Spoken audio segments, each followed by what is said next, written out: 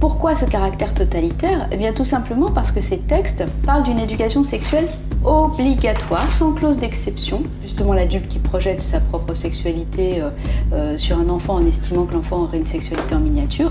Or l'enfant n'a pas de sexualité. Il s'agit de programmes internationaux qui visent à s'imposer aux différents peuples concernant une banalisation de l'idée que l'enfant serait sexualisé et qu'il faudrait lui enseigner la sexualité dès l'âge de 0 ans. Et la pédophilie commence toujours par l'idée et la projection d'adultes sur des enfants en leur attribuant une sexualité. On parle d'enfants à partir de l'âge de 0 ans, disent les textes, les standards pour l'éducation sexuelle en Europe, un cadre de référence pour les décideurs. C'est le texte de l'OMS. Une déclaration internationale des droits sexuels. Il y a aussi la déclaration des droits sexuels du planning familial international qui est repris par l'OMS comme une référence pour attribuer des droits à la sexualité chez les enfants.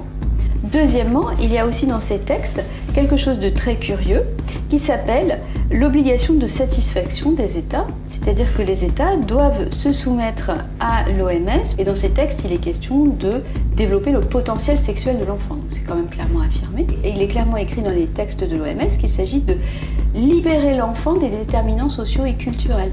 Pour l'OMS, les enfants vont être partenaires de l'adulte pour être éduqués, je cite, au plaisir et à la satisfaction liée au toucher de son propre corps, la masturbation enfantine précoce. Donc on voit bien qu'il y a une confusion, la masturbation c'est un terme de sexualité adulte, l'enfant éventuellement il explore tout son corps et il fait du tripotage, on n'est pas du tout dans quelque chose de sexualisé précisément, donc là il y a une confusion. La nature de la perversion, c'est la confusion. Donc dès qu'on va repérer des confusions de termes et des mélanges comme ça entre les générations, on sait qu'on a affaire à des processus pervers.